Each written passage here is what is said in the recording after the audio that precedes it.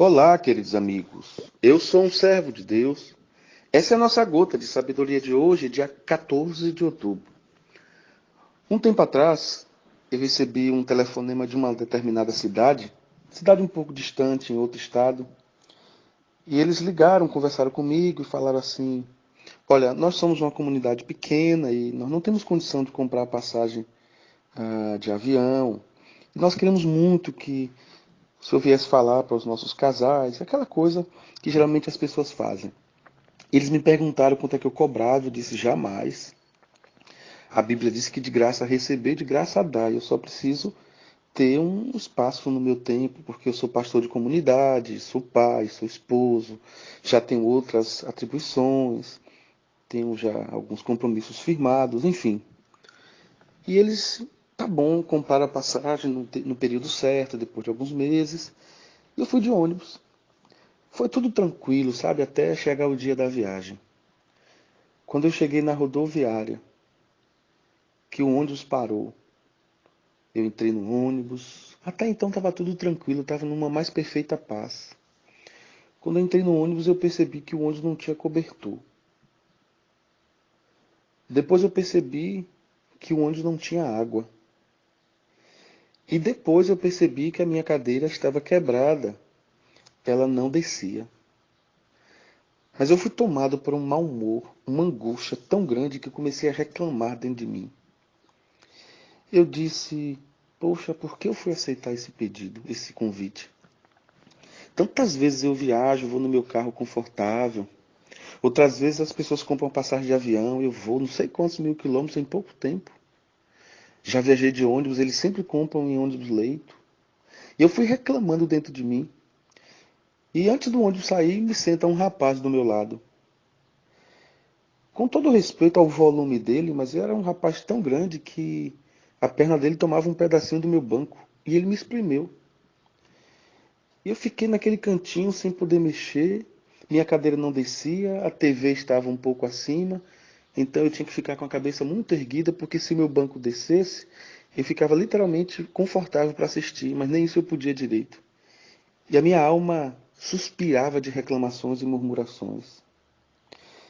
Naquele dia, eu reclamei tanto, e durante a noite eu não conseguia dormir, esse rapaz roncava, colocava o braço de um lado, o braço do outro, e eu desci do ônibus. Quando eu desci do ônibus, o pastor estava me esperando. E eu confesso a você que falei com o pastor feliz, alegre, mas eu tinha reclamado durante toda a noite. De repente o pastor disse: Que bom que você veio, foi tudo muito legal, nós estamos esperando com muito carinho, com muito cuidado. E quando eu esperei o pastor pegar o carro, ele não tinha carro. E eu fui arrastando a minha malinha, e ele conversando comigo, nós andamos o primeiro quarteirão, o segundo quarteirão, e lá dentro do meu coração eu reclamava, eu falei: Caramba, nem um carro tem para me pegar. Andamos o terceiro quarteirão, lá para o quinto quarteirão, nós ficamos hospedados. Eu fiquei hospedado na casa do pastor, foi tudo muito bom, ele muito educado. Mas a primeira surpresa que eu tive é que o banheiro não tinha porta. Eu disse: Meu Deus do céu, como que eu vou fazer as minhas necessidades? Como que eu vou tomar banho? Era uma cortina. E dentro de mim eu continuava reclamando. E não quis tomar banho, não quis fazer nada, porque eu fiquei com vergonha. De repente o pastor começou a conversar comigo. Nós estávamos tomando um café. A única coisa que ele tinha, e foi, num primeiro momento, algo muito maravilhoso para a minha vida, porque eu gosto muito de pão, a única coisa que ele tinha era pão com margarina. E eu me deliciei com aquele prato maravilhoso de pão com margarina. E fomos comendo, e ele começou a contar a história dele. Ele foi uma pessoa muito, mas muito assolada pela vida. Ele teve uma doença rara, ele tinha sido um funcionário público, e por conta disso, ele fez uma loucura na vida, foi exonerado. E aí a vida dele começou a virar de ponta cabeça. Ele pegou uma doença rara e começou a vender tudo que tinha.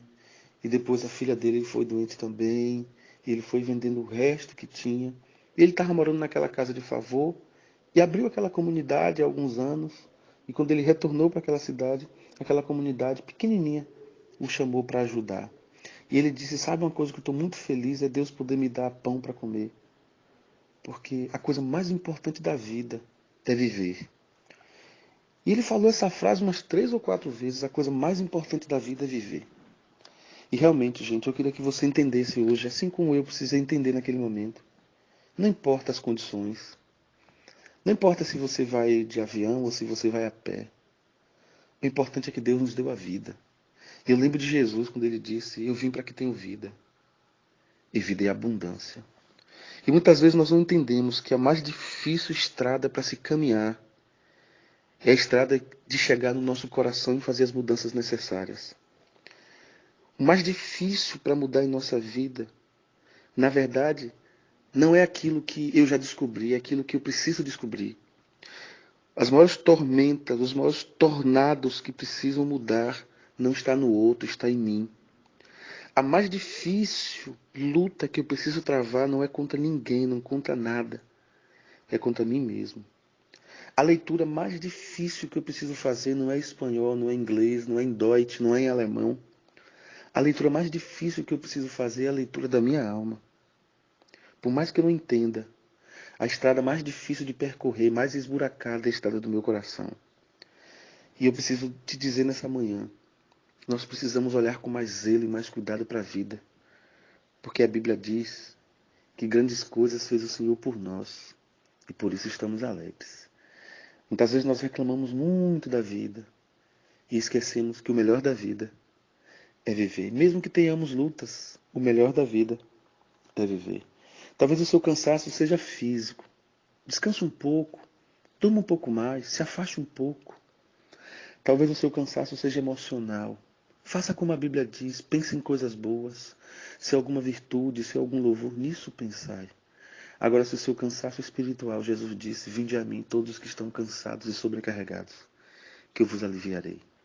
O melhor da vida é viver. Pai, essa é a minha oração. Me perdoa, Senhor. Por tantas vezes eu me achar, por tantas vezes eu achar que a meritocracia é o meu cardápio principal. Me ajuda a ser discípulo do Senhor, nos mínimos, nos grandes, nos complexos, nos ínfimos detalhes. E essa é a minha oração em nome de Jesus. Amém.